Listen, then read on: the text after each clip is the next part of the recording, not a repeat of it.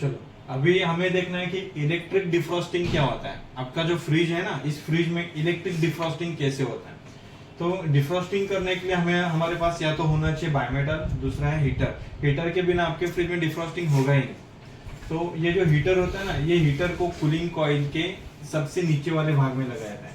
देखो यहाँ पर एक मैंने कूलिंग कॉइल बनाया हो, यानी कि इवेपोरेटर। इसी इवेपोरेटर के नीचे ऐसे ग्लास हीटर लगा होता है। ये जो आपने देखा ना हीटर, यही हीटर कांच का बना हुआ एक हीटर है। ये हीटर को बराबर इवेपोरेटर के नीचे रखा जाता है।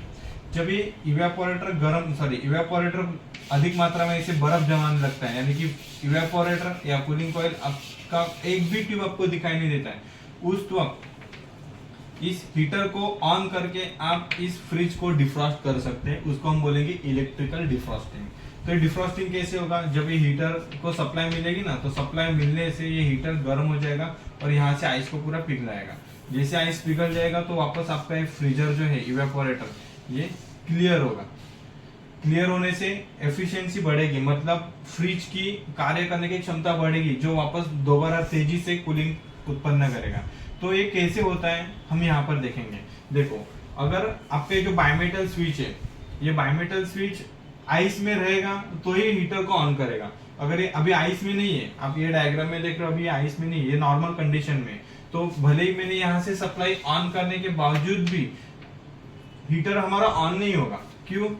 क्योंकि हीटर को सप्लाई मिलने के लिए ये बायोमेटल आपका आइस में रहना जरूरी। ये जो डिस्क जो मैं अभी सर्कल कर रहा हूँ, ये है बायोमेटल डिस्क। ये डिस्क को अगर सही मात्रा में ठंडी हवा मिलेगी तो वो ठंडी हवा मिलने पर दोनों कॉन्टेक्ट पॉइंट यहाँ पर जुड़ जाते हैं, और दोनों कॉन्टेक्ट पॉइंट जब भी जुड़ेंगे तभी हीटर में सप्लाई जाएगी। अगर ये कॉन्टेक्ट पॉइंट जुड़े ही नहीं तो हीटर में सप्लाई नहीं जाएगी। मतलब बायोमेटल डिस्क जब ये आइस में रहेगा तो ही जुड़ जाएगा, अगर ये आइस में नहीं है तो आपका हीटर ऑन नहीं होगा। तो अगर आइस में रहने के बावजूद आपका हीटर ऑन नहीं हो रहा है तो उस वक्त आपको बायोमेटल चेक करना चाहिए। अगर वो आइस में नहीं है तो हीटर ये गर्म नहीं होगा। अभी कैसे होता है अभी हम लोग यहाँ पर देखेंगे। देखो, सेकंड डायग्राम में मैंने आपको दिखाया हो कि यही बायोमेटल को अभी हमने आइस कैन में रखा। जब इसको आइस कैन में रखा तो आइस कैन में रखने से जब मेन सप्लाई की फेज वायर को हमने डायरेक्टली बायोमेटल के साथ अटैच किया और बायोमेटल के आउटपुट वायर को हमने हीटर में लगाया और हीटर को यहाँ से मेन सप्लाई की न्यूट्रल दी। अब दोनों डायग्राम में फर्क देख सकते हो कि यहाँ पर अभी हीटर नॉर्मल है, कुछ भी रिएक्शन नहीं है, लेकिन इस डायग्राम में देख रहे हो कि अभी हीटर धीरे धीरे हीट होते जा रहा है। इसका रीजन ये है कि जो फेज करंट जा रहा है ये बायोमेटल में गया, बायोमेटल ने अभी इसके दोनों कॉन्टेक्ट पॉइंट जोड़ के रखे, क्योंकि बायोमेटल के चारों तरफ यहाँ पर आइस है। ये जो आप स्क्वायर देख रहे हो ये आइस है, क्रश आइस। ये आइस की वजह से बायोमेटल आपका पूरी तरह से फ्रीज हो गया और दोनों कांटेक्ट पॉइंट को जोड़ के रखा, जो आने वाली सप्लाई को यहाँ से आउटपुट करके हीटर में प्रोवाइड करता है और हीटर धीरे धीरे गर्म होने लगता है। इसलिए यहाँ पर आप रिएक्ट देख रहे हो कि अभी हीटर आपका गर्म हो रहा है। इस तरह से आपके फ्रिज में इलेक्ट्रिकल डिफ्रॉस्टिंग होती है। देखो, अभी जैसे हमने बोर्ड पे चेक किया ना, तो अभी प्रैक्टिकली करके देखेंगे। अभी ये जो आपका बायोमेटल है ना, ये अभी आइस में नहीं है, ये हीटर भी फ्री है, बायोमेटल भी फ्री है। अभी इसके कनेक्शन करके देखेंगे कि हीटर गर्म होता है क्या। हीटर गर्म नहीं होगा। अगर हीटर गर्म हुआ बिना आइस के तो समझ जाना बायोमेटल शॉर्ट है। अगर नहीं गर्म हुआ मतलब आपका बायोमेटल फिलहाल नॉर्मल पोजीशन में ओके है। तो चेक करने के लिए हमने क्या क्या लिया, सप्लाई वायर ये लिया, बायोमेटल स्विच ये लिया, हीटर और एक वायर टिप। मेन सप्लाई की फेज सबसे पहले हमें लगानी है बायोमेटल स्विच में, और बायोमेटल स्विच का जो आउटपुट आएगा ये आउटपुट को आपको लगाना है हीटर में। ये सप्लाई आप देख रहे हो, ये हीटर की सप्लाई है, ये हीटर के साथ जोड़ा।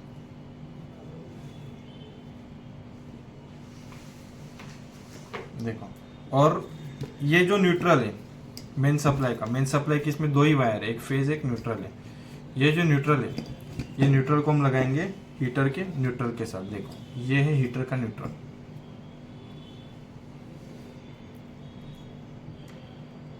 इसको चेक करते समय आपको अगर वायर में ज्यादा जॉइंट्स है तो वहां पर टेप लगाना चाहिए।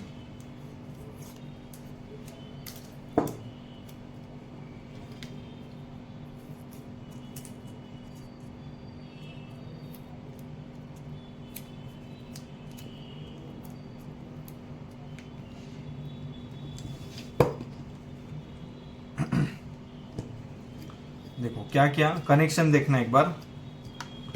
मेन सप्लाई का जो फेज है ना, इसमें जो रेड कलर का जो वायर है ये फेज का है। ये फेज हमने पहले बायोमेटल में लगाया, फिर बायोमेटल का जो आउटपुट निकला इस आउटपुट का हमने लगाया हीटर में, और मेन सप्लाई की जो न्यूट्रल है ग्रीन कलर, ये ग्रीन कलर हमने दिए हीटर को। इस स्थिति में आपका हीटर नॉर्मल पोजीशन में रहेगा।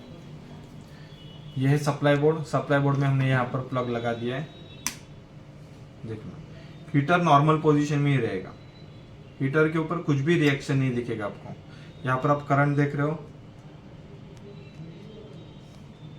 देखो यहाँ पर करंट आ रहा है, मतलब लाइन अभी फिलहाल आपकी चालू है। इसको भले आप 5 मिनट रखो, 10 मिनट रखो, 15 मिनट रखो, कोई इश्यू नहीं। ये नॉर्मल पोजीशन में हीटर आपका बंद ही रहेगा, और नॉर्मल पोजीशन में वो बंद ही रहना चाहिए। अगर वो हीटर गर्म हुआ तो समझ जाना कि बायोमेटल शॉर्ट है, और बायोमेटल शॉर्ट होने की वजह से भी आपके फ्रिज में वो, मतलब जैसे आप फ्रिज चालू करेंगे ना तो ट्रिप होता जाएगा, कट ऑफ, आपका जो एमसीबी है वो कट ऑफ होता रहेगा, या सिस्टम के अंदर कुछ भी एक्सीडेंट्स होने की संभावना होती है। तो उस तरीके में आपको क्या करना है, उस रीजन में आपको क्या करना है कि बायोमेटल को सही तरह से चेक करना है, और इलेक्ट्रिक डिफ्रॉस्टिंग में सेम कनेक्शन करके देखना है कि हीटर गर्म वगैरह होता है कि नहीं। कभी कभी हीटर सही तरह से ना गर्म होने की वजह से भी डिफ्रॉस्टिंग नहीं होता। देखो अभी ये मैंने यहाँ से सप्लाई बंद किया और हीटर को हाथ लगा के चेक किया, हीटर अभी नॉर्मल है, हीटर के ऊपर कुछ भी रिएक्शन नहीं है। अभी यही क्रिया ना हम लोग, जो बायोमेटल अभी नॉर्मल चेक किया वो हम लोग आइस में रख के चेक करेंगे। चलो पहले तो हमने देखा था कि नॉर्मल पोजीशन में आपका बायोमेटल कैसे ऑन होता है। अभी हम लोग देखेंगे कि विथ आइस, मतलब आइस में रहने के बावजूद आपका हीटर कैसे ऑन होता है, मतलब इलेक्ट्रिक डिफ्रॉस्ट एक्चुअली कैसे होता है, अभी हम लोग देखेंगे। मेन सप्लाई का फेज वायर सबसे पहले अटैच किया बायोमेटल में, जो यहाँ पर बायोमेटल है, बायोमेटल का आउटपुट जो निकला वो गया यहाँ पर हीटर में, और मेन सप्लाई की न्यूट्रल जो ग्रीन कलर में दिखाई वो गई हीटर में। जैसे यहाँ से सप्लाई देंगे हीटर आपका गर्म होने लगेगा। हीटर के ऊपर देखना, हीटर आपको हल्का हल्का गर्म होते हुए दिखेगा। हीटर के ऊपर रिएक्शन आएगी, मतलब धीरे धीरे कुछ समय बाद ऐसे लाल होएगा।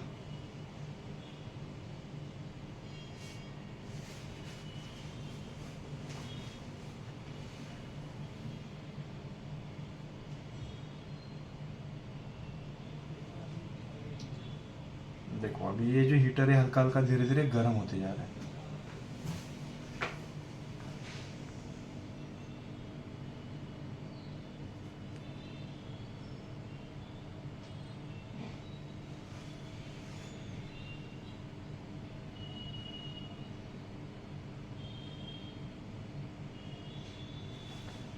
इस तरह से हम इसको चेक करेंगे।